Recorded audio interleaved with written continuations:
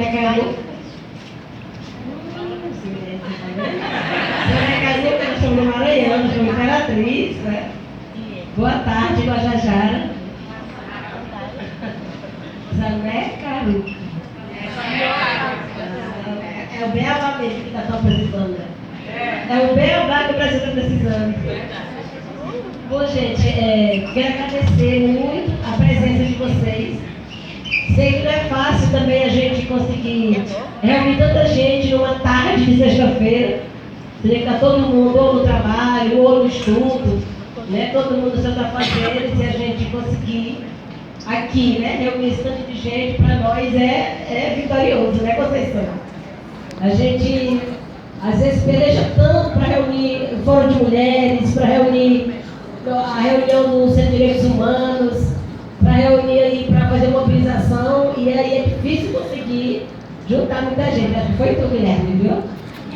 Agora botar esse crédito aqui, né, gente? Vamos dar esse crédito aqui para ele, porque a gente não tem conseguido ultimamente, né? Mas que bom, acho que, né, é sempre tempo mesmo da gente juntar o povo, conversar, né, organizar ou reorganizar nossa luta. Né, a UEM aqui, que a Conceição bem disse, né, é nossa casa, é minha casa também. Aqui que eu me formei, né, fiz a minha graduação aqui no curso de letras, depois fiz a pós-graduação, né, no curso de educação especial. Uma vez que eu trabalhava na PAI, estava, né, 10 anos passei trabalhando na PAI. E aí depois fiz essa especialização para seguir, né, trabalhando com essa turma toda. E depois fui saindo, né, para assumir a coordenação do movimento indígena. Foi quando, né, fiquei um tempo aqui no Maranhão, na Coapima, depois eu fui para Coiabe, lá na Amazônia, e depois cumpri meu mandato na Coiabe, Manaus, fui para a coordenação da PIB em Brasília, né, que é a Articulação dos Povos Indígenas do Brasil. Brasília, só para fazer de conta também que está lá, né, mas a conjuntura política nossa não deixa a gente parar muito em lugar nenhum. Então hoje, para mim, uma das perguntas mais difíceis de responder é perguntar onde que eu moro. Então eu pergunto, tu mora, Sônia? Eu falei, meu Deus do céu, é onde está minha casa, onde que está hoje minha filha, né? Porque até meus filhos já estão espalhados também. Aí eu digo, a minha casa é Imperatriz, é para lá que eu volto, e é para lá que eu sempre, né, não tiver mais onde ir, é aqui que está o meu lugar. Então, muita alegria de estar aqui, de rever aqui alguns professores e professoras que estavam aqui quando eu estava, né, e colegas do período e de depois. E a gente tem enfrentado, né? A gente tem enfrentado muitas e muitas batalhas em todos os cantos do Brasil. Né? No ano passado, eu e Boulos formamos essa chapa, né, presidencial, que a gente conseguiu reunir todas as pautas esquecidas, todas as pautas que não eram faladas em quase lugar nenhum, né? E a gente conseguiu agregar dentro de um programa, dentro de um projeto nosso que a gente já dizia que não era um projeto de campanha. A gente nunca entrou nessa pensando de fazer uma campanha eleitoral. A gente entrou exatamente para ter um espaço, para ter uma oportunidade de trazer as nossas pautas para o centro do debate político, né, para o centro do debate eleitoral, e assim a gente conseguir, né, organizar e articular as diferentes lutas. E a gente já dizia na campanha, para nós, né, não interessa o resultado eleitoral. Para nós vai importar o legado que a gente construir e o tanto de gente que a gente vai juntar para a gente seguir em frente. Então, o resultado, né, das eleições deu para a gente ainda um novo gás e a certeza de que realmente nosso projeto não podia se encerrar ali no ano passado. Né? Pelo contrário, a gente tinha que pegar tudo que a gente construiu, tudo que a gente articulou e botar, né, o bonde na rua e seguir para fortalecer, né, todas essas lutas, né, e todas essas pautas que nunca foram contempladas. E aí, para nós, enquanto essas pautas não forem contempladas, né, a gente não pode parar. Porque a gente tem que seguir com nossas bandeiras, defendendo o que a gente acredita. E aí, o ano passado, lá no final já da campanha, a gente levantou essa, né? Vote no que você acredita. Porque tinha muita gente que, eu amo o Boulos, É a chapa do meu sonho, mas não vou ganhar, então eu vou votar no Ciro, vou votar no Haddad, né? Então o povo começou a dizer, declarar e debotar também. Eu não vocês, mas eu vou debotar para o outro lado, porque... Então a gente começou a dizer, então você acredita em alguém, você acredita que está ali em sua pauta, mas você vai investir em outra pessoa. Alguma coisa está errada, né? Como é que eu estou com uma pessoa aqui, meu candidato aqui, e vou votar em outra pessoa, que eu sei que não vai levar minha bandeira, mas é ele que vai ganhar, então eu vou para lá. Né? Então isso tudo fez com que a gente pensasse também muitas coisas, pensar novas estratégias, pensar como que a gente também pode fortalecer essas frentes de esquerda, essas frentes de juventude, essas frentes estudantil, né? Para a gente poder ter uma unidade, né? De luta. E que é juntar essas pautas, né? Esse povo todo de mulher, de indígena, de LGBT, de povos tradicionais, de periferia, né? Como que a gente organiza esse povo todo? E aí, de fato, a gente acabou a campanha, a gente não teve um dia de folga. Né? Foi muito pior, porque dizer agora que a gente não pode descansar mesmo, vamos, né, continuar dando atenção, animando o povo que a gente conseguiu articular nesse período, e vamos agora partir para o enfrentamento, que é muito maior para enfrentar o governo que está aí. O resultado eleitoral com a vitória de Bolsonaro exige de nós. Exige de nós sempre reação. Né? Exige de nós sempre muita movimentação. E cada dia isso está se comprovando, né? Tudo que a gente fez a leitura no final do ano passado, que poderia vir, né? Hoje não é somente discurso. Hoje ele está colocando em prática tudo aquilo que ele já dizia, né, em campanha. Então a gente começou até muito dizendo, é a primeira vez na história que a gente torce para um presidente eleito não cumprir as promessas de campanha. Né? A gente torcia para que ele não cumprisse, porque já era um absurdo. E aí, né, a gente foi falando mais do adiante, tem que estar cumprindo uma por uma e fazendo ainda muito mais do que isso, principalmente ao desmonte do nosso futuro. Porque o que está sendo a agenda ambiental desse governo? É uma verdadeira tragédia. Lá em Rondônia, uma operação do IBAMA foi lá para prender, né, a exploração de madeira ilegal.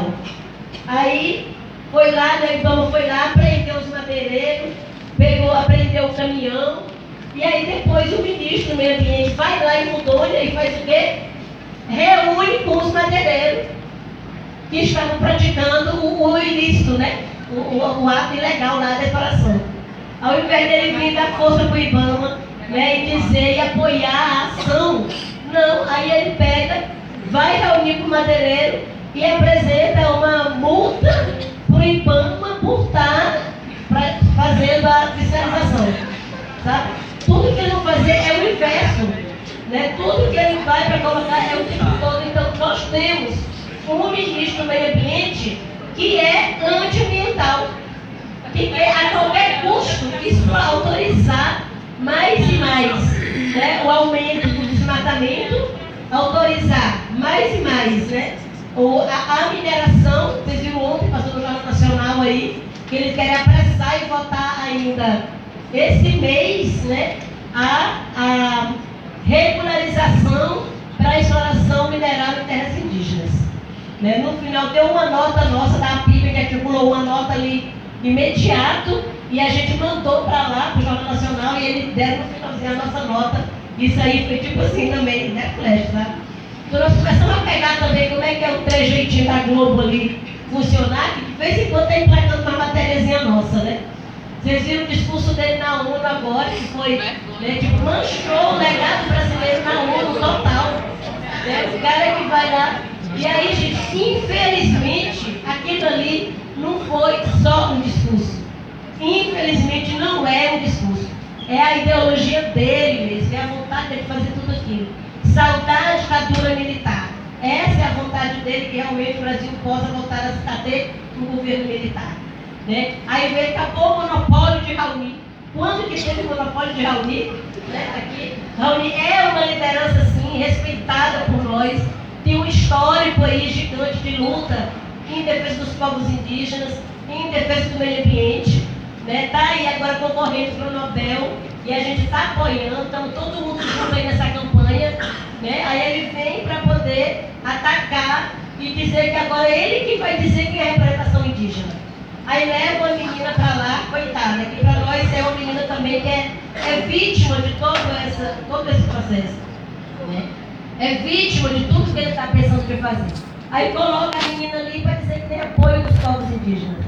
Então é como que ele quer dizer agora que é liderança indígena no Brasil. Então quando ele falou ali, a gente estava lá em Nova York, numa delegação não muito grande, mas bem barulhenta, e a gente chamou uma coletiva de imprensa rapidamente, e sério, a coletiva que a gente chamou estava mais ou menos isso aqui, ó.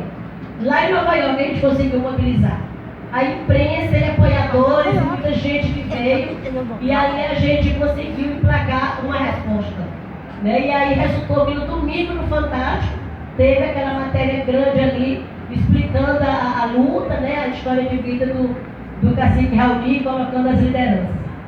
Então, sabe, é isso, não está fácil para ele, não está fácil para nós, né? Mas também não pode ser fácil para eles, não pode. E quem não pode facilitar somos nós, né? Nós todos, juntos, os movimentos, né? Os estudantes, as mulheres, todo mundo, a gente tem que se juntar, entender a gravidade do momento e partir para cima. Não tem outro jeito. Não tem outro jeito, né? Para a gente pressionar. E aí agora, nós estamos ainda com uma campanha internacional organizada para começar semana que vem. Nós vamos promover uma grande campanha internacional do boicote. Um boicote aos produtos do agronegócio que são produzidos em área de conflito. Ou vamos falar com as empresas que compram produtos dessas áreas, né? E conscientizar, a gente vai dizer, vamos boicotar o Brasil. Não é isso, né? Totalmente. Mas a gente quer dizer quais as áreas que estão sendo exploradas e que está destruindo ali a vida de muita gente, que os indígenas estão sendo atingidos, impactados, que as comunidades tradicionais que estão ali também estão impactadas, que o meio ambiente está sendo totalmente destruído por conta de toda essa facilitação que eles estão fazendo agora nas leis ambientais, né? Então nós vamos mostrar isso, o avanço do desmatamento, né? O desmatamento no Brasil aumentou 80% esse ano, comparando ao mesmo período do ano passado, né? E aí quando eles vê dados, fica doido, né? Aí pega e não aceita os dados, e quando esses dados, né? Quando isso comprova, quando esses dados são comprovados, ele simplesmente quer alterar a verdade. Aí quer alterar a verdade demitindo as pessoas. Como demitiu o coordenador lá do INPE, né? Demitiu o cara do IBAMA, porque na hora que tem um dado que aumentou o desmatamento, ou alguma outra entidade do governo que aumentou o incêndio, ele vai lá e demite. Pronto, não é mentira, e vamos tirar esse cara aí que não é isso que está acontecendo. Aí muda, sabe?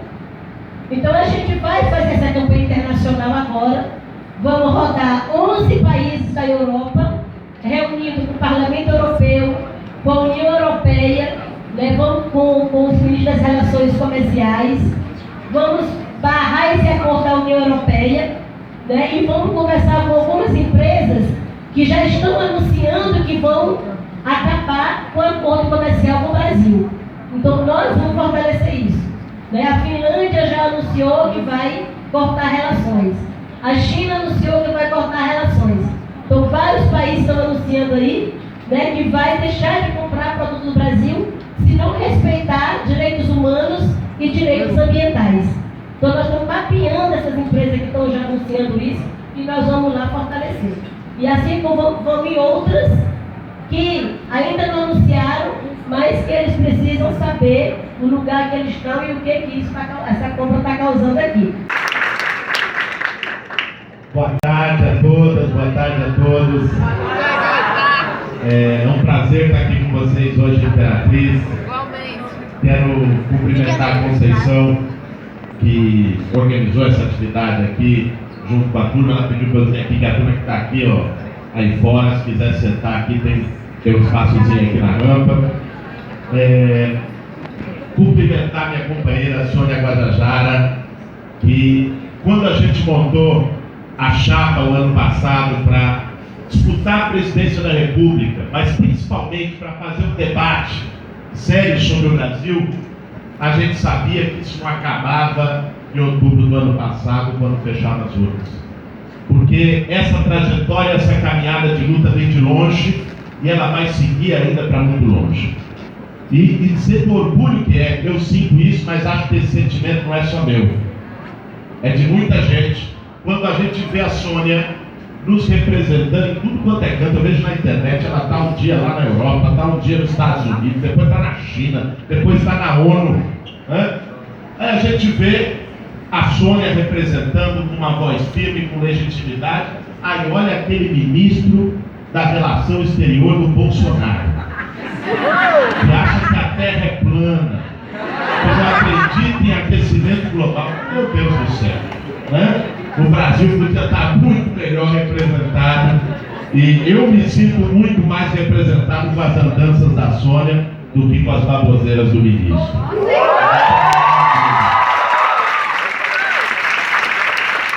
Eu quero cumprimentar em particular também a dona Denise, militante histórica do Centro de e companheira de um grande guerreiro, não só do Maranhão, mas do Brasil, que é o Manuel da Conceição, com sua trajetória de luta exemplar para o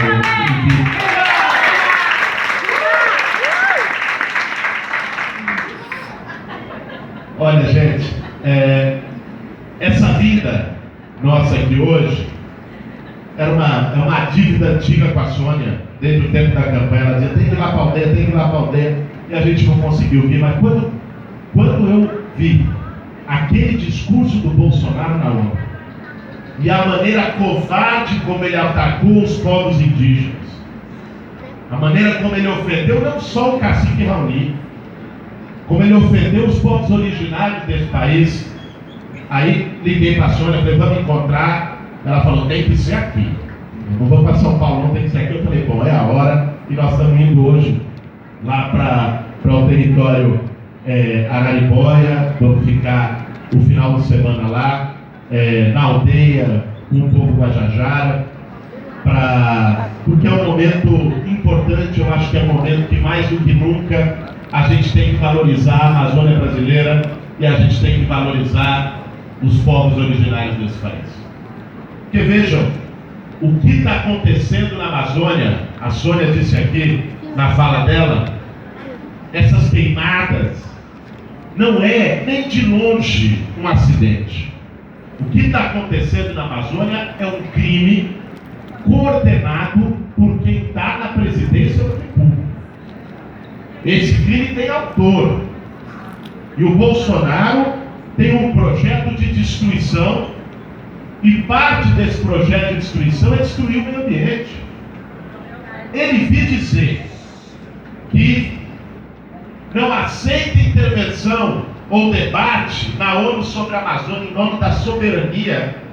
Chega a ser uma piada. Ele não age em nome da soberania. Se ele agisse em nome da soberania, ele não estava querendo entregar a base de Alcântara aqui no Maranhão para os Estados Unidos.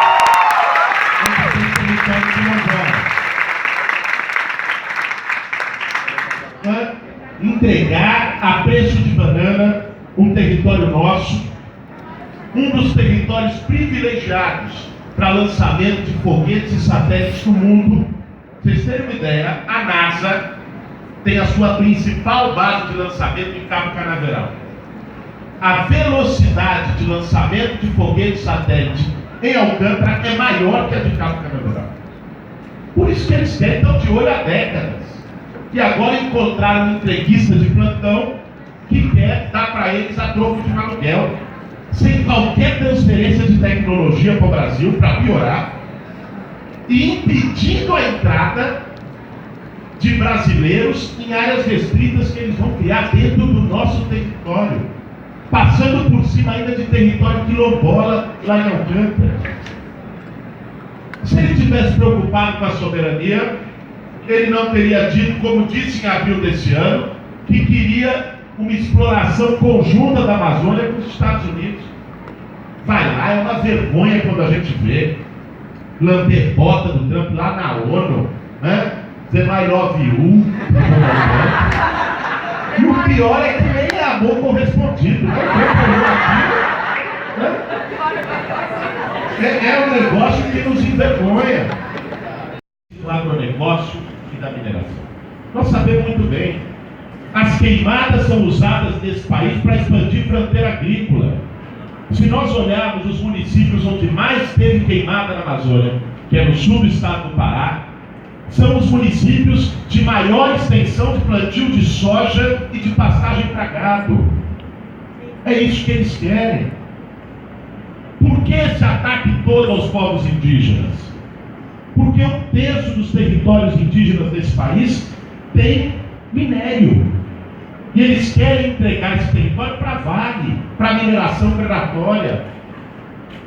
Querem produzir novas tragédias, como nós vimos em Brumadinho e Mariana, impunes até hoje. Fica chamando o movimento social de terrorista. O terrorista é o dono da Vale, que devia estar preso, que contribuiu para a morte de mais de 200 pessoas em Brumadinho, para a devastação de um rio, para a devastação do ecossistema. Então vejam, não tem nada de nobre na defesa do Bolsonaro. É a defesa do interesse nu e cru dos ruralistas, do agronegócio. Esse projeto, em relação à Amazônia, é de devastação. Botaram esse ministro aí para isso. A Sônia citou a história das multas. As multas esse ano do IBAMA caíram 30%. O IBAMA perdeu 1/4 do seu orçamento em 2019. O IBAMA está com o menor nível de funcionários e fiscais nos últimos 10 anos. Isso é intencional. Isso é um desmonte. Porque se você não tem quem fiscalize, é a mesma coisa que autorizar. Se ninguém está fiscalizando, o ruralista vai lá e vai impor a lei dele. Vai queimar, vai devastar, vai desmatar. E vai matar. Como tem matado. O número de assassinatos no campo tem aumentado. De lideranças sociais, de lideranças populares, de indígenas, invadindo terras indígenas, invadindo reservas de preservação. E a gente vê o discurso hipócrita deles. Eu vi outro dia esse ministro, Ricardo Salles, Sônia, dizendo que sabe por que está tendo muita queimada na Amazônia? Porque o povo do norte do Brasil gosta de tacar fogo nas coisas. Eu não sei se vocês viram, isso saiu na imprensa. É uma coisa vergonhosa.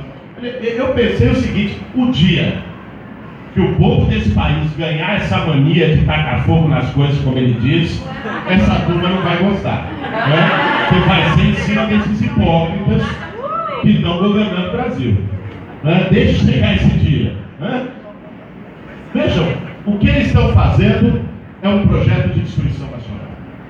É no meio ambiente, mas não só, é na educação. Nós estamos aqui numa universidade pública. O que está acontecendo com as universidades brasileiras, com esse ministro, o ministro da ignorância, um desqualificado, um mentiroso, à frente do MEC, esse Weintraub, o que está acontecendo é muito grave. O Darcy Ribeiro, mestre da educação nesse país, já dizia há 3, 4 décadas atrás que a crise da educação no Brasil não é uma crise, é um projeto.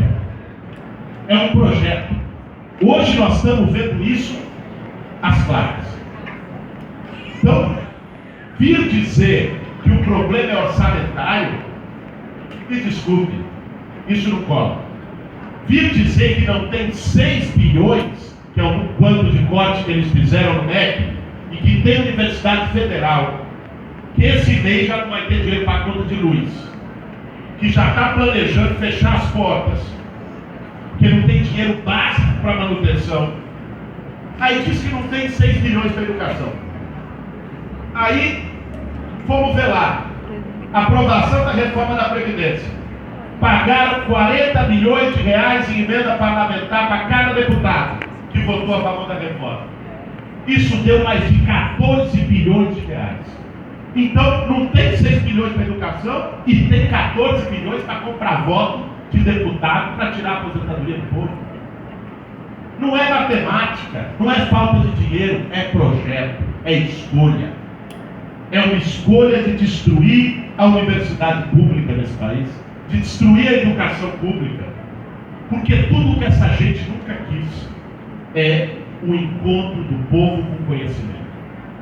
Não é à toa que o Brasil foi o último país das Américas a ter uma instituição de ensino superior, a ter uma universidade. O último. Não é à toa que quando houve expansão de vagas, expansão de campos, cotas, políticas de assistência estudantil, ainda que insuficientes, ainda que menos do que deveria para uma democratização completa da universidade. Mas quando houve isso em governos progressistas nesse país, essa turma gritou. Essa turma foi contra. Ele próprio, esse ministro, declarou que foi um erro expandir Instituto Federal e Universidade Pública.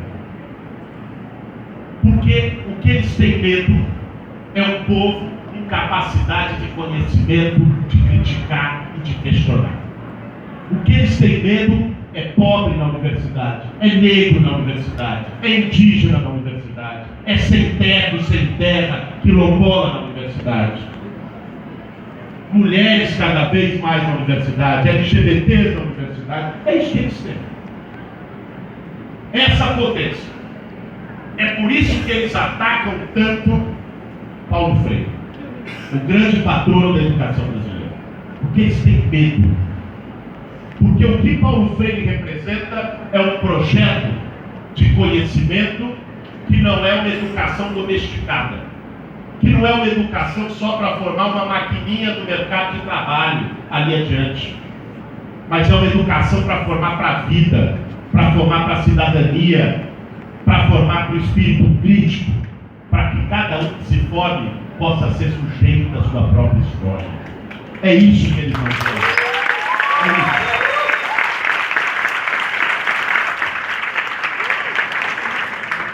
É isso justamente que eles têm medo. E toma conta do investimento do laboratório em ciências agrícolas do país. Para quem é que vai servir isso?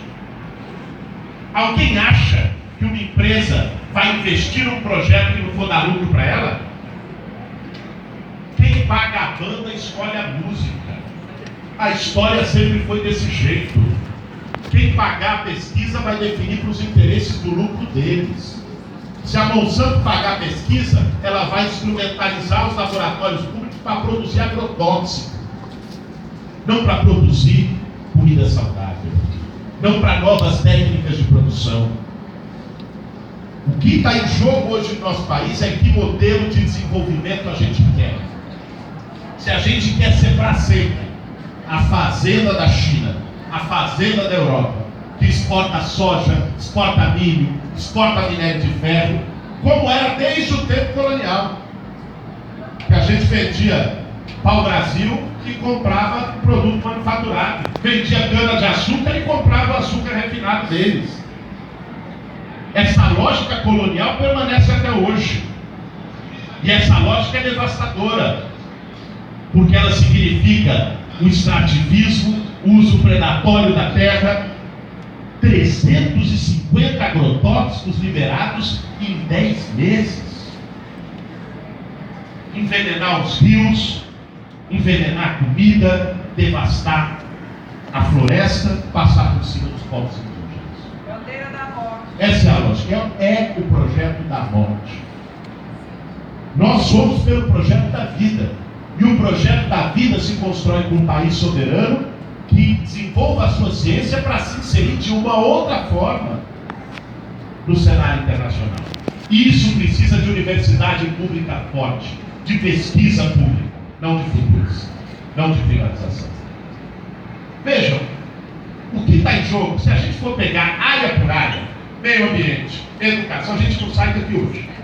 Porque é muito ataque. É muito. Os direitos sociais, reforma da Previdência, que estão aprovando. Pega a pensão por... É uma covardia sem tamanho, gente. Uma covardia sem tamanho essa reforma da Previdência. Ataca a pensão por morte, aposentadoria por invalidez. 82% de toda a economia da reforma é em cima do regime geral da Previdência. Vocês sabem qual é a média do benefício do regime geral? É R$ 1.400 em média. É aí que está 82% da economia. Sabe qual é a média do regime de aposentadoria especial das Forças Armadas? R$ 13.700. E daí não foi feito um único ponto. É um escândalo. É manter os privilégios. O ataque aos direitos dos trabalhadores. O ataque aos nossos povos. O ataque à democracia nesse país.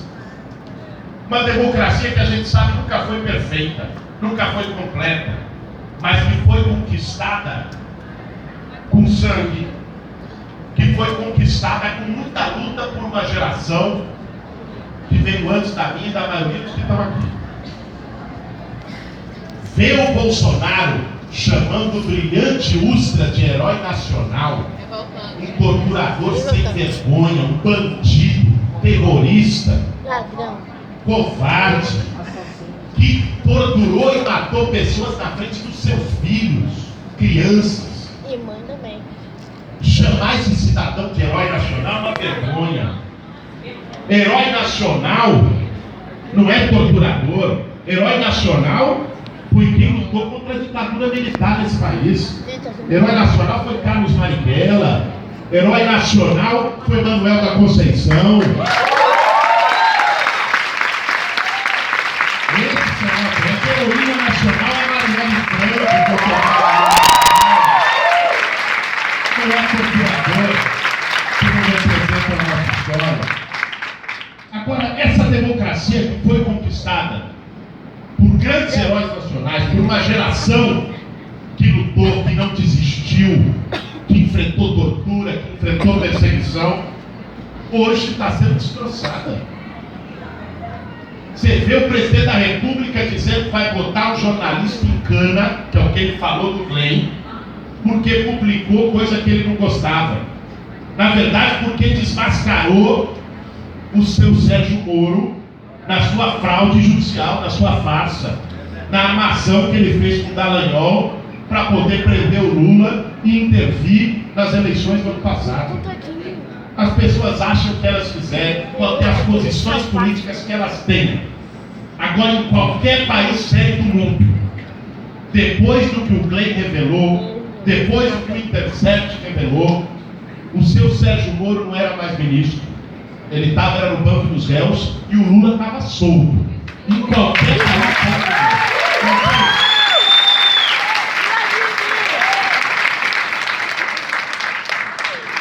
Aí a gente vê isso. Continuando esse ataque à democracia. Vê censura. Quem diria que em 2019 a gente já viu uma cena de guarda armado entrando numa Bienal do Livro para aprender um livro que trata de diversidade. A gente viu isso no Rio de Janeiro. Quem diria que em 2019 a gente já viu um filme ter sua exibição vetada pela Ancine, como aconteceu com o filme Marighella, do Wagner Moura, que ia lançar em novembro agora e teve que adiar para Deus sabe lá quando, porque a Ancine não deu a autorização que precisava. Ou seja, o momento de resistir e de derrotar esse projeto é agora. É um projeto de destruição. Se a gente vai deixando passar, depois vai ser tarde. Vocês conhecem o poema que foi feito lá para o nazismo, na época do Prestes? Fez esse poema, que era daquele jeito. Chegava um dia, né, prenderam o comunista, eu não falei nada porque eu não era comunista. Prenderam o judeu, eu não falei nada porque não era judeu. Prenderam o negro, eu não falei nada porque não era negro. Depois vieram me prender e ninguém falou nada, porque eu já tinha permitido que todos os outros fossem presos. Se a gente for deixando cada absurdo desse passar, depois vai ser tarde.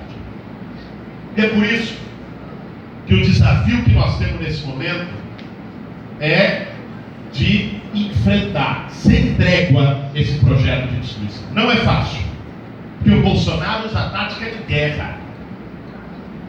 Não é fácil.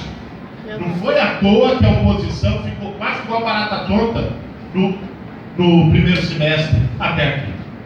Por quê? Porque ele usa uma tática militar chamada tática da saturação, que é você bombardear um monte de coisa ao mesmo tempo e você deixa o outro lado sem reação, né? É o que a Sônia falou do cochilo da tarde. Você acorda de manhã, você vê lá, ele falou que tem que autorizar a mineração em terra indígena. Você começa a reagir, antes do almoço ele já indicou o filho embaixador, né? Aí você parou para almoçar para ver o que vai fazer, né? No começo da tarde, ele já falou que para salvar a Amazônia tem que fazer cocô, um dia assim, outro não. No fim da tarde, quando você vai ver, quer dizer, o cara demitiu o presidente do INPE. Ou seja, é uma tática de saturação, é uma tática de guerra, que não é fácil reagir. Mas eu tenho a convicção que o único jeito da gente derrotar esse projeto não é ficando cada um na sua pauta. Então eu sou lá do Movimento Sem Teto, do MTST, então eu vou ficar falando só da moradia da minha casa, minha vida, que eles cortaram. A Sônia é uma liderança indígena, ela vai falar só da questão indígena. Vocês são estudantes ou professores da universidade, vão falar só do tema da educação. Se a gente fizer isso, nós vamos ser derrotados, cada um no nosso quadrado.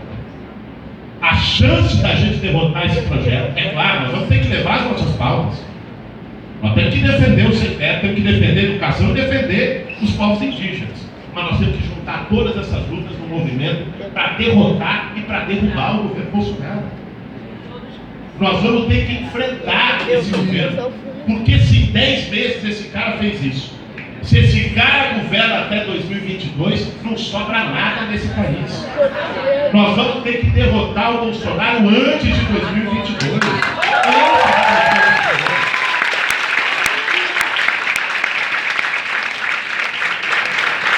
Eu fico triste, muito triste, quando eu vejo algumas lideranças do nosso campo que já estão com a cabeça na campanha eleitoral de daqui a 3 anos.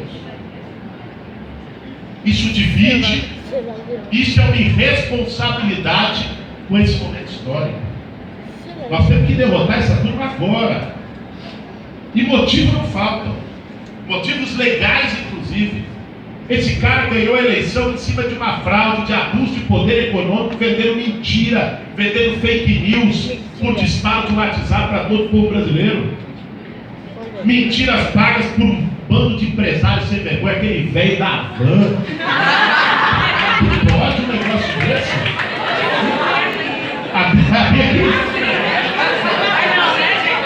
Gente, parada, mas também é um bando de criminosos, perigosos para o país, milicianos que ameaçam o nosso futuro. Então, o que está em jogo é que nós não podemos ter um governo de devastação, de destruição, de porrada, e do outro lado, ter do lado de cá uma esquerda, uma oposição bem comportada, dócil, que só fica na internet o dia inteiro e não reage na rua.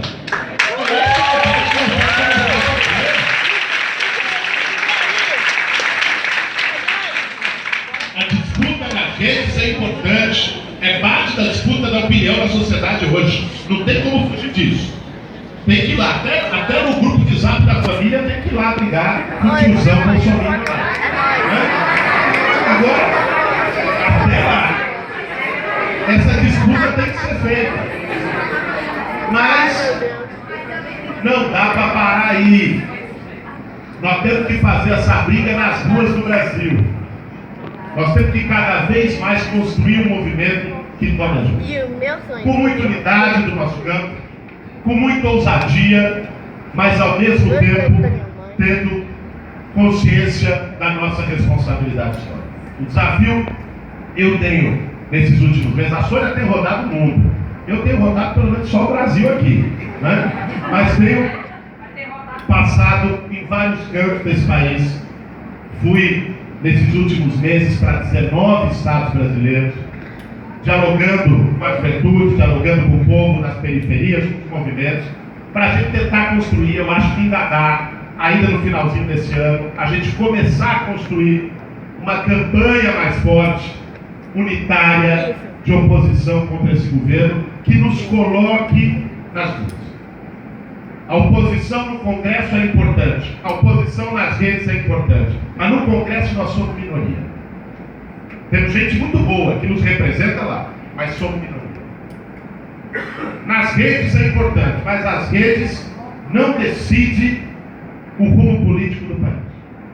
Essa batalha vai ser decidida nas ruas. Eu tenho dúvida que se a gente cumprir o nosso papel e a nossa responsabilidade, se a gente não abrir mão daquilo que a gente acredita, não desistir dos nossos sonhos, se a gente tiver a coragem e a ousadia que a história hoje exige de nós, que é tomar as ruas desse país, que é se organizar.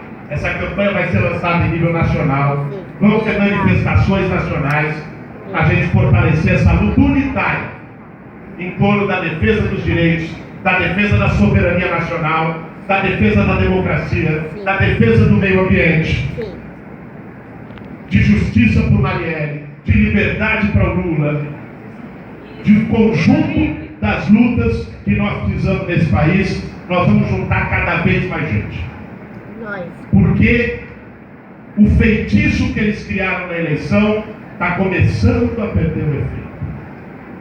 Muita gente que acreditou no mito, muita gente que achou que ia acabar com a corrupção, que achou que ia mudar o Brasil, aí viu essa turma de mão dada com um miliciano assassino, viu o laranjal do PSL, viu que eles representam o pior, o esgoto da política brasileira. Teve gente honesta que começou a acordar.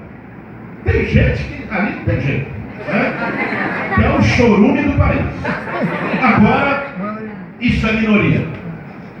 A maioria do povo brasileiro, inclusive daqueles que, por alguma ilusão, votaram no Bolsonaro no ano passado, não são tão ruins como ele. O Brasil é muito melhor do que o Bolsonaro. E cabe a nós estar na linha de frente, inspirados em grandes lutadoras e lutadoras desse país, inspirados nos povos indígenas, nas suas resistências de 519 anos, na resistência à ditadura militar, na luta do sem-teto, que na semana passada, depois que anunciou o corte de moradia, ocuparam o Ministério da Fazenda, né? E permaneceram lá, na luta do sem-terra, na luta linda que vocês estudantes fizeram em maio desse ano, a maior mobilização contra o governo Bolsonaro até aqui, inspirados e levando adiante todas essas lutas, sabendo que nós estamos do lado certo da história, a gente manter a cabeça erguida, manter a espinha ereta e estar na linha de frente das lutas. Obrigado.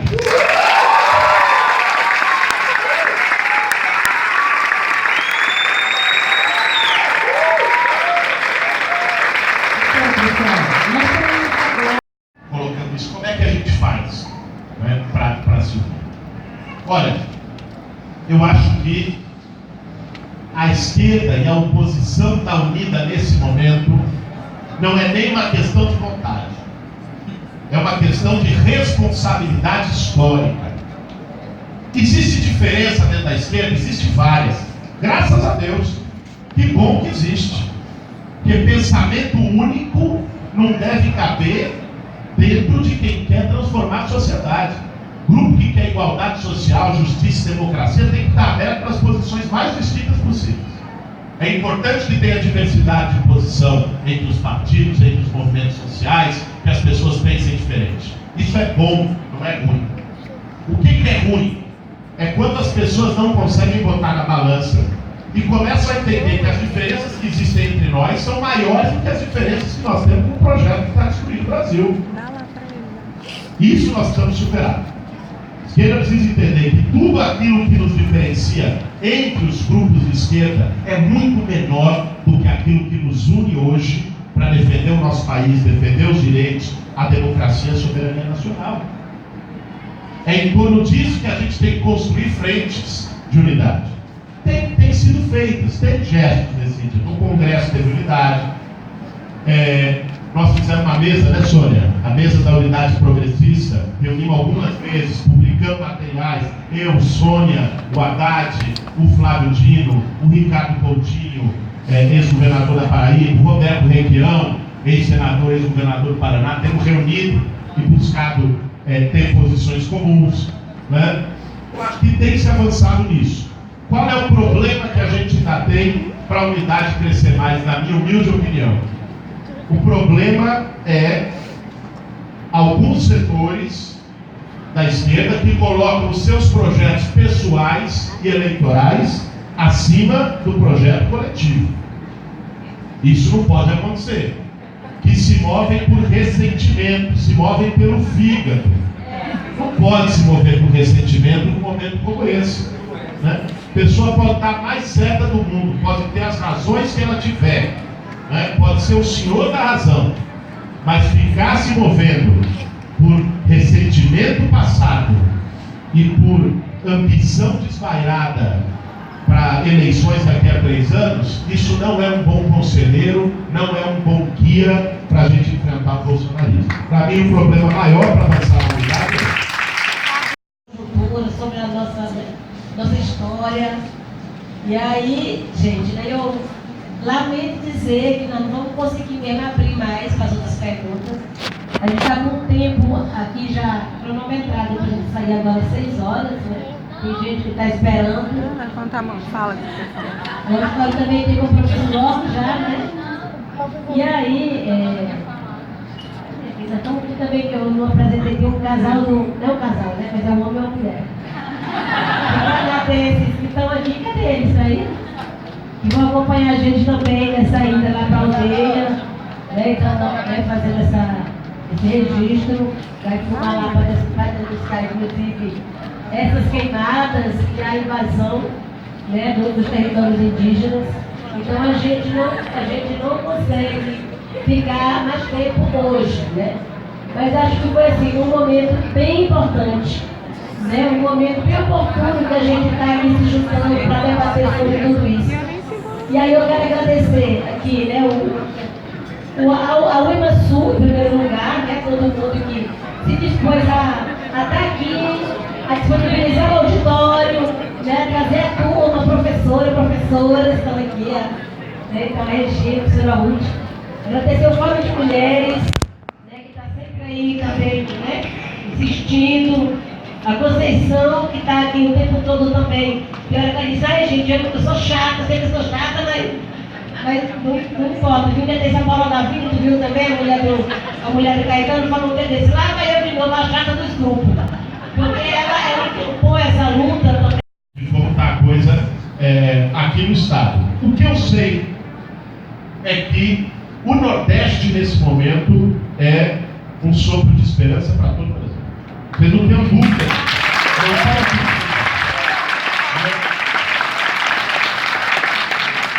A raiva do Bolsonaro para o Nordeste não é por acaso. A raiva do Bolsonaro, o desrespeito, o preconceito dele com o povo nordestino, não é por acaso, não. É porque aqui ele não ganhou eleição e ele sabe disso. Aqui ele não tem maioria e nem vai ganhar. Né? Então, essa é a raiva dele. Aqui, esses ventos que sopram no Nordeste que estão começando a chegar no resto do nosso país. Esse é o caminho, vocês apontaram o caminho, não só no processo eleitoral, mas em lutas de resistência, né? Mas em barrar essa onda bolsonarista de ódio, de violência, de agressão. É outro carro, você desce no aeroporto, você parece que se sente em outro lugar. É outro ar, você sai de São Paulo, vem para cá, né? Você percebe uma atmosfera aqui na região que não está tão contaminada por esse discurso de ódio e de violência. É claro, a gente sabe que também aqui tem isso, né? Essa passar por aqui, a gente sabe disso.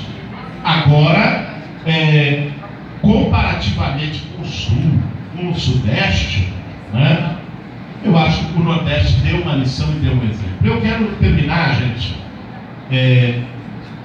num momento como esse, nós precisamos dar força uns aos outros. Encontros como esse servem para isso.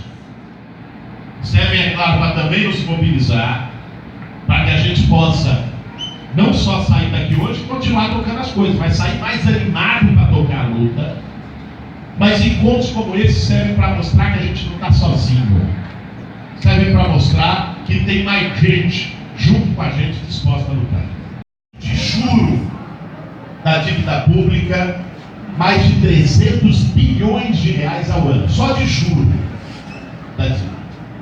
Nós temos uma taxa de juro muito injustificadamente acima do padrão internacional, que se reflete não só no pagamento da dívida.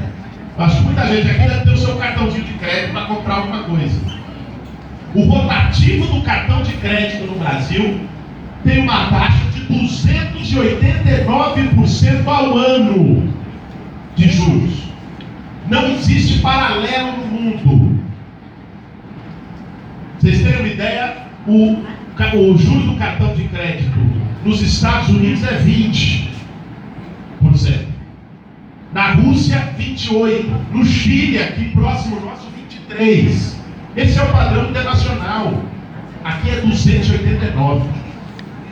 É um escárnio, é uma roubalheira dos bancos desse país.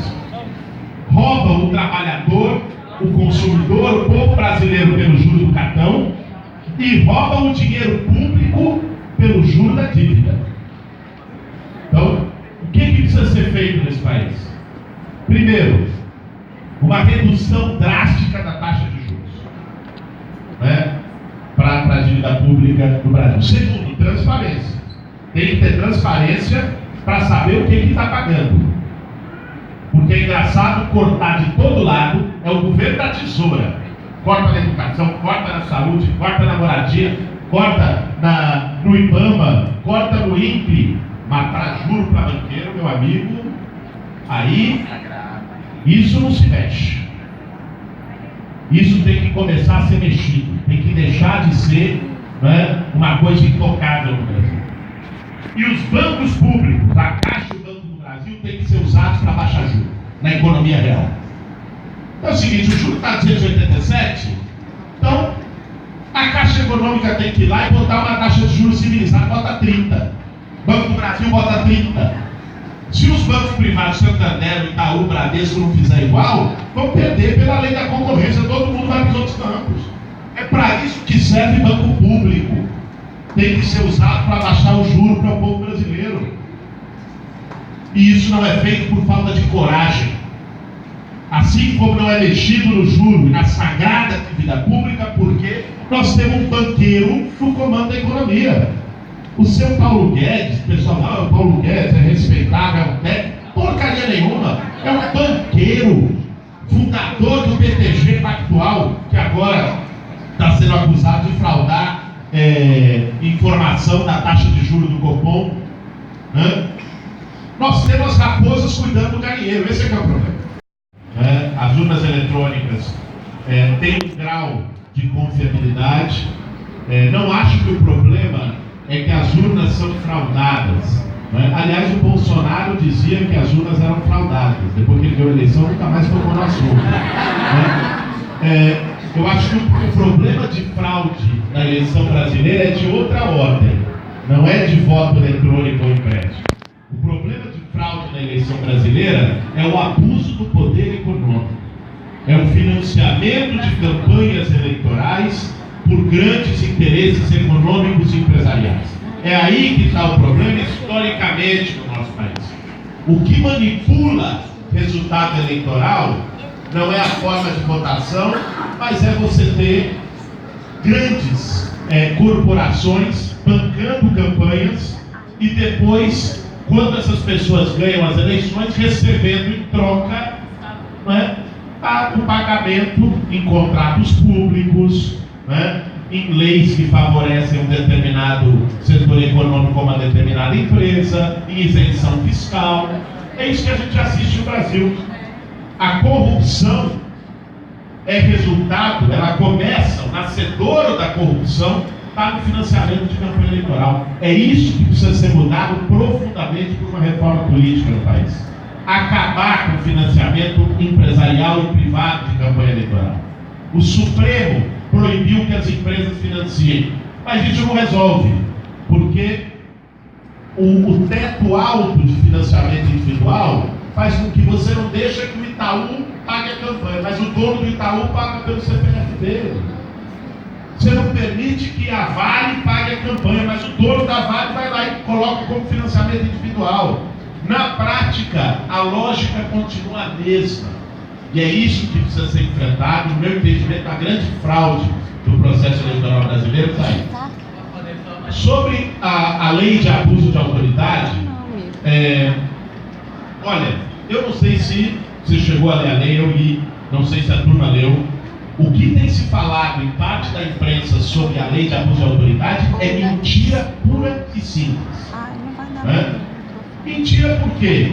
Porque há um interesse de alguns setores de continuar instrumentalizando o judiciário para os seus próprios interesses políticos.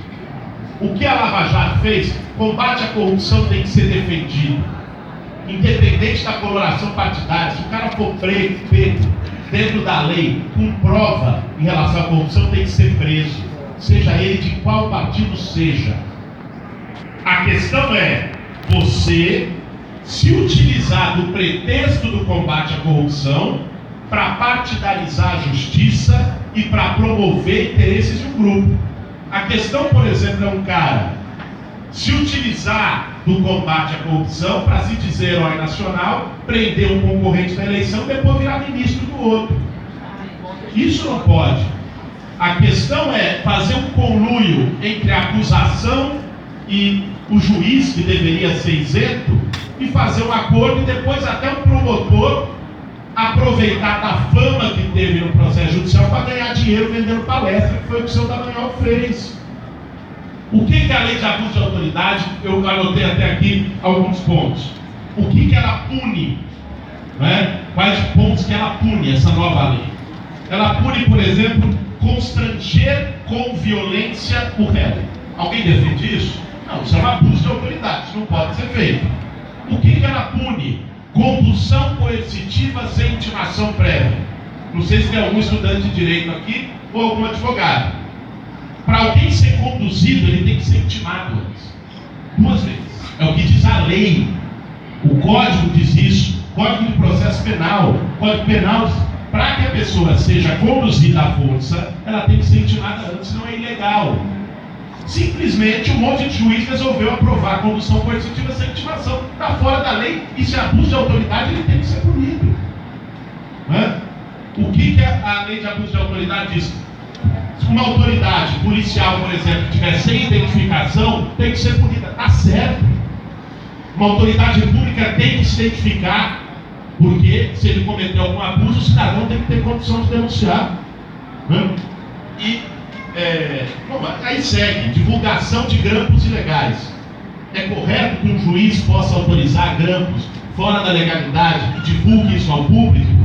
Não é. Tem que ser punido. A lei de abuso de autoridade pune justamente o abuso de autoridade. Nesse sentido, eu sou plenamente favorável a ela. Ela não pode impedir o combate à corrupção.